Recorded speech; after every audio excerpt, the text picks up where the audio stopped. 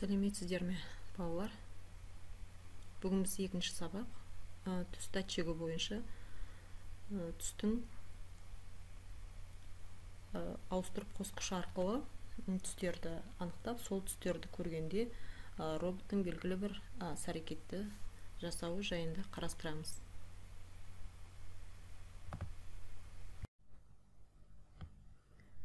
Бізде жасыл және қызыл екі түсті анықтайтын роботтың программасы алдымызда көрсетілген. Міне программаның басталуы блогы және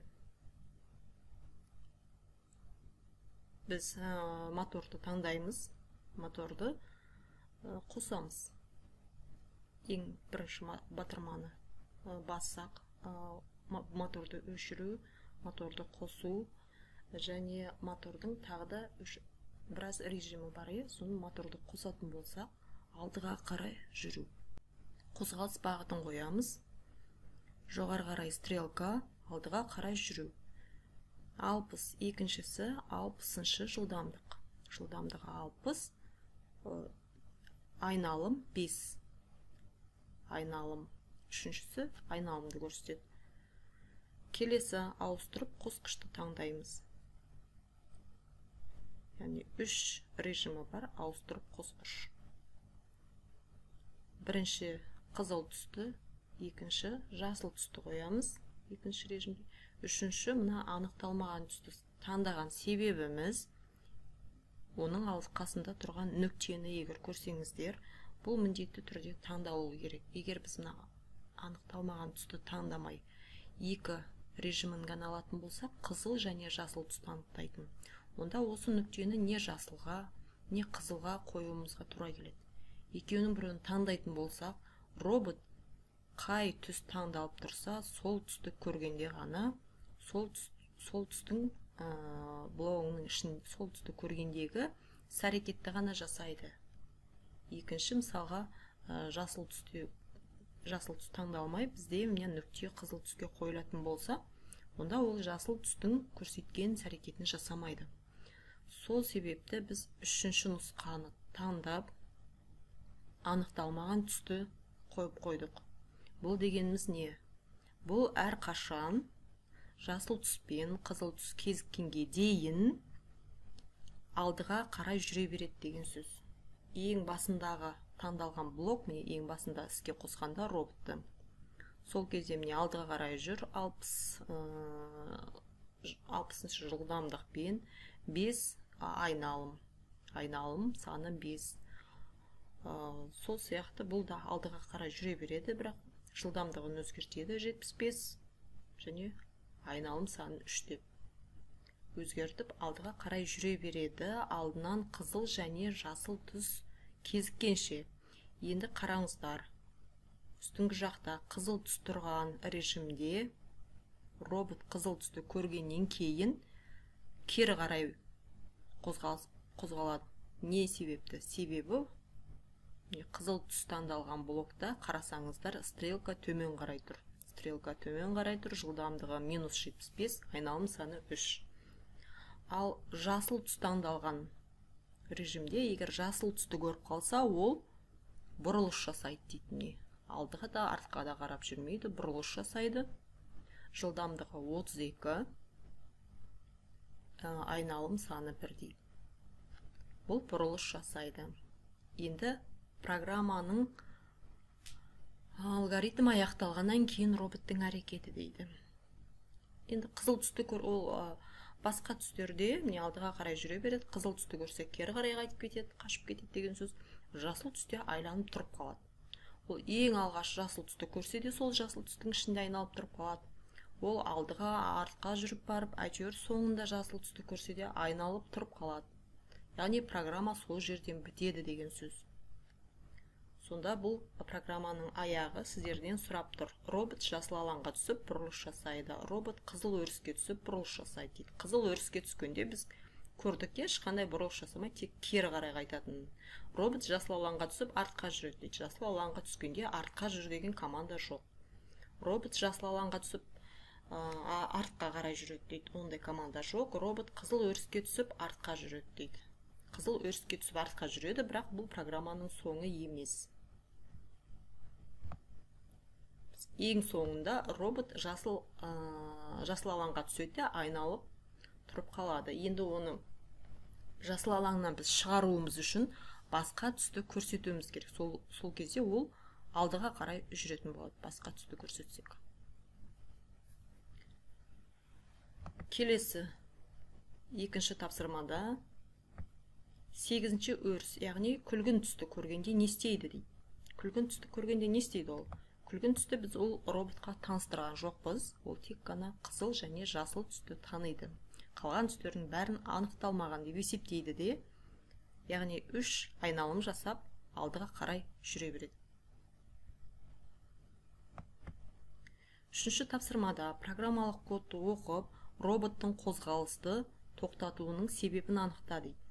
Робот қай кезде қозғалады? Ауыстырып қосқышты көріп тұрсыздар. Ауыстырып қосқыштың үстіңгі режимінде, яғни шарт орындалса деген сөз құс белгісі тұр. Екіншісі X белгісі тұр. Крест белгісі бұл шарт орындалмаған жағдайда жасалатын әрекет. Яғни тоқтайды шарт орындалмаса. Шарт орындалса алдыға қарай жүреді 3 айналыммен. 75 деген жылдамдықпен. Енді қарайық, мына жерде түс жарықтығының датчигінің 3 режимі бар. Түс режимі, шағылысқан жарық режимі және сыртқы жарық режимі. Шағылысқан жарық дегеніміз заттардың түстері. Заттардың әртүрлі жарықтығын анықтайды. Ашық қызыл, қою қызыл деген сияқты. Ал сыртқы жарық дегеніміз ол сырттан түсетін жарық, күннің сәулесі, не болмаса бөлмедегі электр жарығын айтамыз, сыртқы жарық деп. Солардың жарықтығын анықтайтын режим бар. Ал біздің алдымызда қазір көріп тұрғандарыңыз түс жарықтығының датчигі шағылысқан жарық режимінде тұр. Шағылысқан жарық режимі егерде 70%-дан жоғары болса, яғни түс жарықтығы 70%-дан жоғары деген сөз не ол? Мысалға қызыл түс болатын болса, оның шағылысу жарықтығы 70-тен жоғары болса, ол ашық қызыл деген сөз, қою қызыл емес. Егер 70%-дан жоғары болса, кез келген түстің жарықтығы, онда құс белгісі тұрған үстіңгі жақтағы әрекет орындалады. Яғни робот алға қарай жүре береді. 3 айналым жасап, алдыға қарай жүре береді. Ал егерде 70%-дан төмен болса, онда төменгі жақтағы, яғни крест белгісі тұрған режим орындалады. Яғни робот жүрісін тоқтатады. Сонда робот жүрісін тоқтату үшін қандай шарт орындалу керек? Шағылысқан жарықтың жарықтығы 70%-дан төмен болу керек. Мына шарт орындалмау керек. Сол кезде робот жүрісін тоқтатады. Төртінші, жарық неғұрлым жарқын болатын түс датчигінің режимдерін анықта. Енді қарасаңыздар, міне 70%-ды көрсетіп тұрған түс жарықтығы, яғни өзінің сурет көрсетіп тұрғандай, жарқын түсті көрсетіп тұр. 70% дегеніміз ашық түсті түстерді. Жарқын ашық түсті түстер. Ал төменгі жақта міне 20% дейді. 20% дегеніміз өте қою қараңғы түстер. 20%. Мысалға қызыл түсті жарықтың әртүрлі ашық түсті қызылдан ақ түстен бастап, ашық түсті қызылдан төмен қарай пайызын төмендететін болсақ, ол қараға айналып кетеді. Қара қызыл, қою қызыл, қара қызыл, ары қарай қараға айналып кетеді. Ал тура ортасы 50% болады. 50% дегеніміз бұл қызыл түс болатын болса, 50%-дан жоғары ашық қызыл түстер болады. 50%-дан төмен қарай қою қызыл түстер болады. 5-ші тапсырмада блоктардың атауымен сәйкестендіріңіздер дейді. Біз блоктарды және қарастырдық.